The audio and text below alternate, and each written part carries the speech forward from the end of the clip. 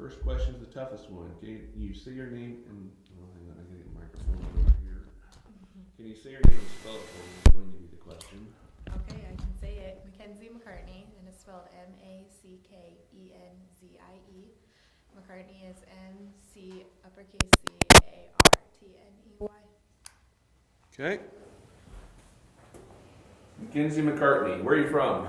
Nelson, Nebraska. Okay. And what is your major?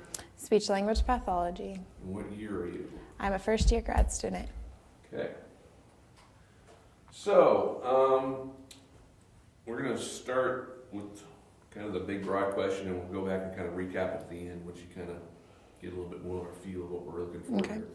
So, if you were to talk to somebody who's trying to figure out what to do with their life, what would you say to tell them to encourage them to come to Fort Hays State and major in communication disorders / speech language pathology? All right, well, we'll start with speech language pathology.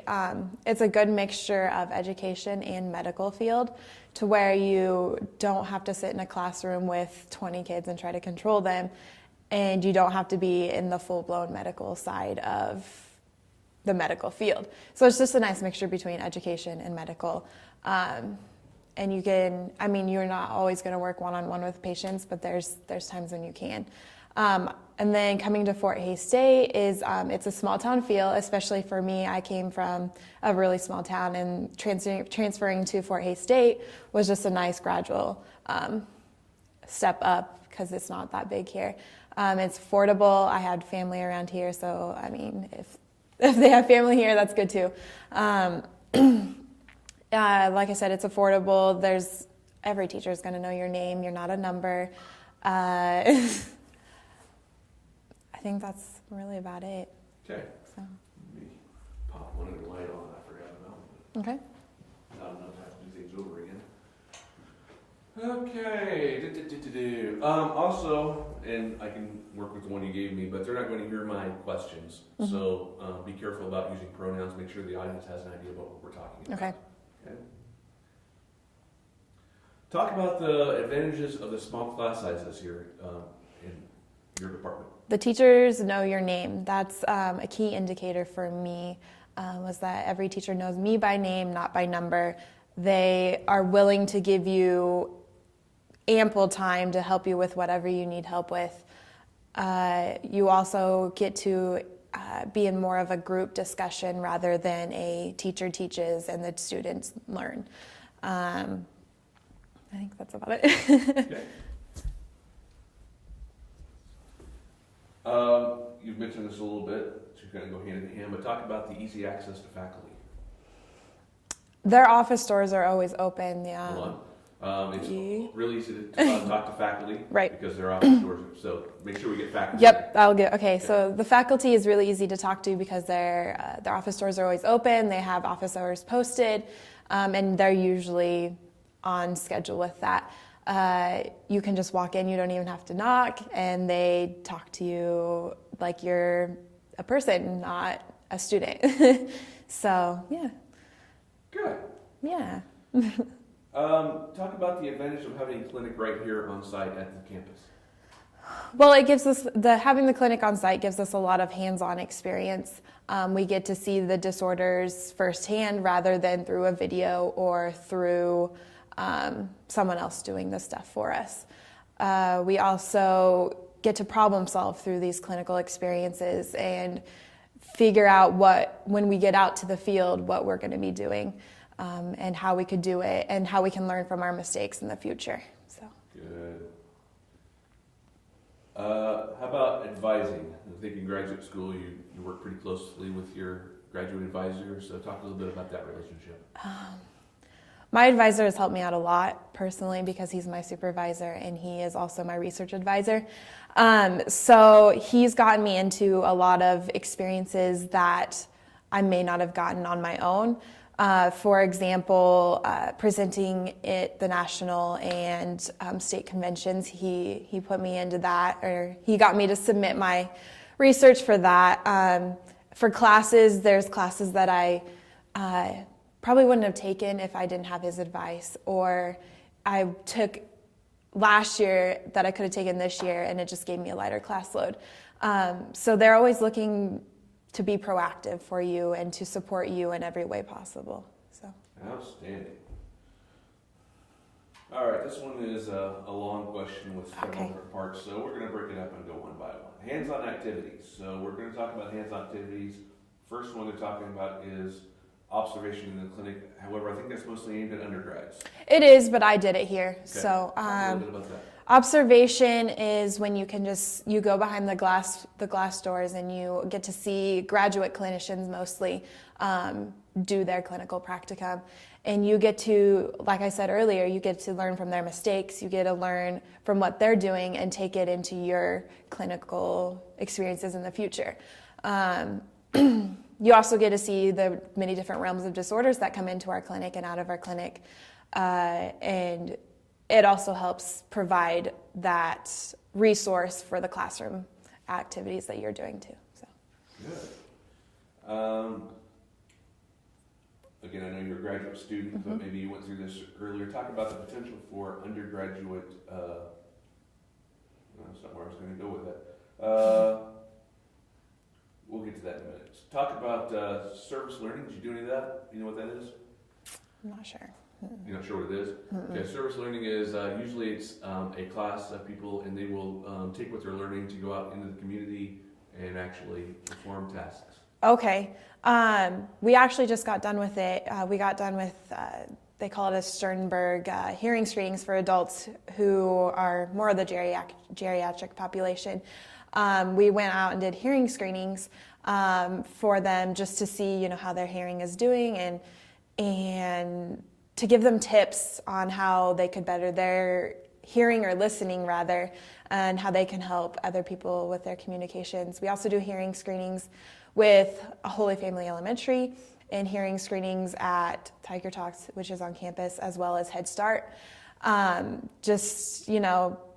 It gives us clinical experience as well as it provides them with results from their hearing. And if they need to be referred or for further medical or audiological services, that also helps and benefits them.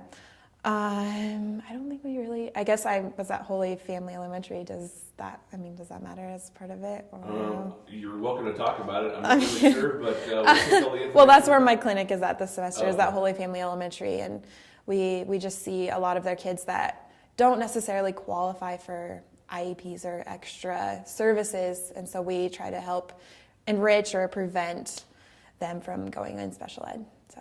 Okay, good. Talk about the technology and the toys you get to play with over there. Which one? I know there's a lot of iPad. I don't use the iPads yet. I'm not quite into that.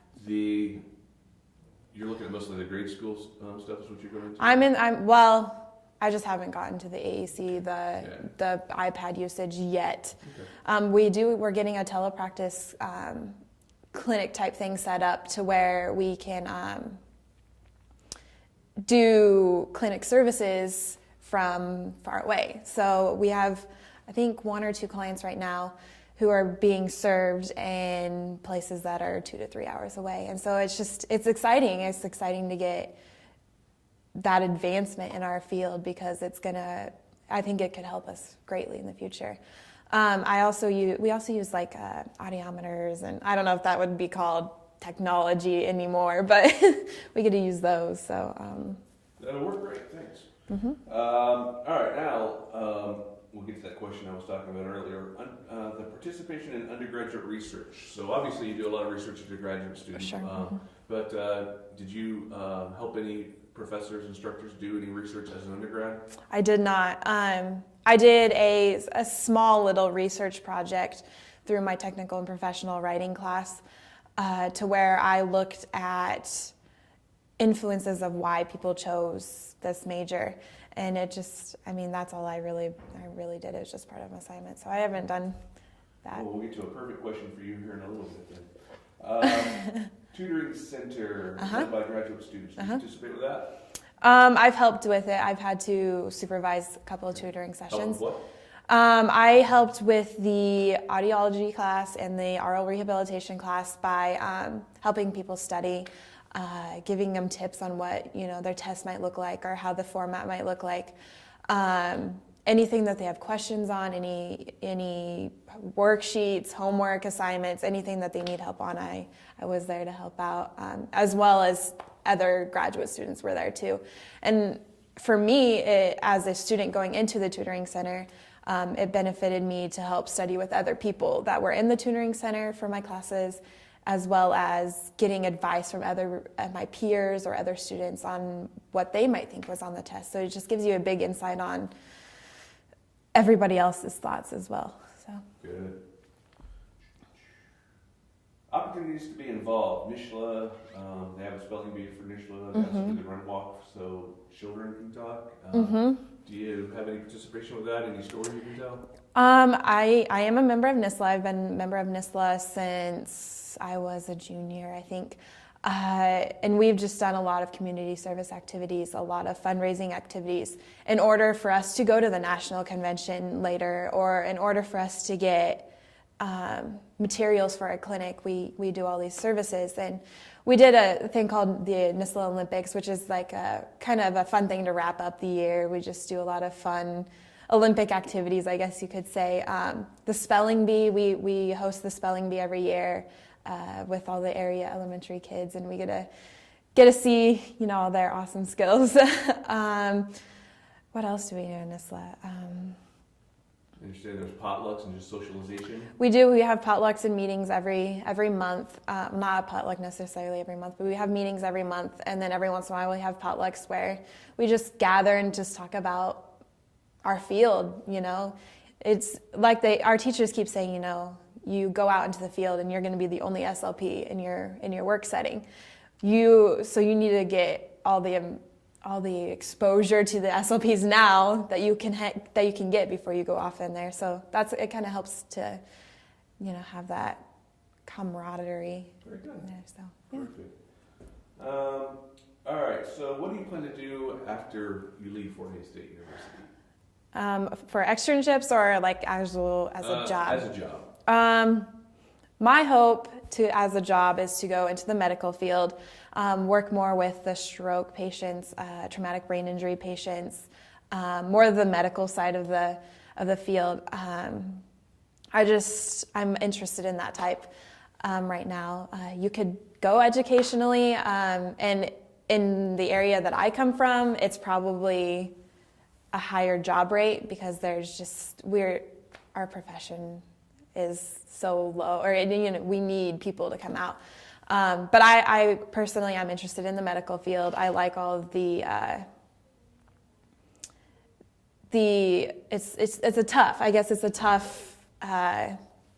toughest part of the field because you don't know, and you have to do it quickly, and you never know what's going to walk in your door in the medical field. I mean, at the school you have your articulation disorders, you have your language disorders, but in the medical field you never know what's going to come in the door in the next day. And so that's what I like about it, something new. I meant to follow up with the previous question. I just remembered that. Okay. You talked a little bit about the national conference. Mm-hmm. I understand that it either was or going to be in Orlando. It is going to be in Orlando. It's always mm-hmm. attractive to students that, hey, I get to go to Orlando, I get to go to San Antonio, right. somewhat exotic places. So talk a little bit about that and the excitement of that. All right. Well, I actually went to the national conference in Chicago this last year, and I was only one of 3 first-year grad students that went. But you get to see other students from across the nation come in and support present their research. You also get to go see all these professionals that are out there and doing your job, and you get to apply stuff that they've researched and they've seen. Orlando next year, I'm actually put in my research to present there. So hopefully I get to go and present my research to all of these professionals and all of these researchers and all of these assistants and whatever else goes there. It's just an exciting experience to share what I've done, all of my hard work on, and have people interested in it other than my classmates and my teachers, So it's a good experience. Perfect.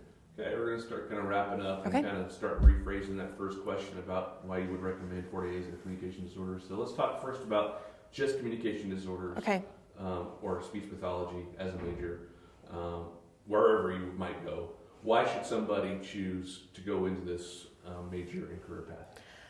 Speech language pathology is a huge mixture of medical and educational. Whether you're working in an educational setting or a medical setting, you're going to have both sides of the spectrum. And you don't work with 25 students at the same time. You work with 1 to 5 at the same time. So you don't have to constantly make sure they're all in line and in check. You get to work with a realm of disorders, and you get to work with a realm of a population. You get to work with people who could be little babies to 95-year-old people too. So it's just a huge spectrum of jobs that you can go out, and you're going to be guaranteed a job in the future because we have such a shortage. So you have good job security, and it's not bad paying either. So, yeah. Perfect, absolutely perfect. Okay, so now forget about communication disorders for a minute. Why Fort Hays State in general? Fort Hays State is very affordable. Coming from Nebraska, I was looking at other colleges around the state, and I realized coming to Fort Hays State as an out-of-state student was almost cheaper than being an in-state student at the universities in Nebraska. So it's very affordable, but that affordability doesn't account for the level of academics. I mean, our academics are huge, and Fort Hays is continuously growing and growing. I mean, it has the highest growth rate in Kansas between all the colleges. And you have small class sizes, you know your teachers know you. You won't go to one class without knowing somebody because you're going to have them in another class, or you're going to see them at the basketball games, or you're going to see them off campus. You're going to see people that you recognize, and so there's not a class that you won't go to that you don't know someone in, at least. And if not, you're going to get to know them real fast because everyone's pretty friendly. So, yeah, that's why. Great. All right, last question. All right. Kind of bring it back to where we started. We talked about why communication disorders, why Fort Hays State. Now, why communication disorders at Fort Hays State? Because going to Fort Hays State in communication disorders is a good choice because we have that in-clinic experience. We have teachers and doctoral professors who are very knowledgeable and who know what they're talking about, and they're wanting to get you out into that national exposure. We have a good job success rate after college. I think it's 100% of people going out into the field and actually getting a job from Fort Hays State. I'm trying to think what else. we have a good reputation. You know, our department's well known across the state of Kansas and even higher up in the national standards, I guess you could say. And at Fort Hays State, all of your professors, your teachers, your supervisors, whatever it may be, plus your classmates, they're going to know you. You're going to know people who are 2 years older than you and 2 years younger than you. So there's a good camaraderie around with us. I don't know. Okay. That was kind of a stupid answer, but I don't know. I think it covered it. It's a lot of questions. Well, that is all of them, except for, is there anything that we haven't talked about that you think is important that might encourage a student to come to Fort Hays or whatever? So, any of the cool things about the department we haven't talked about? I don't think so. Okay.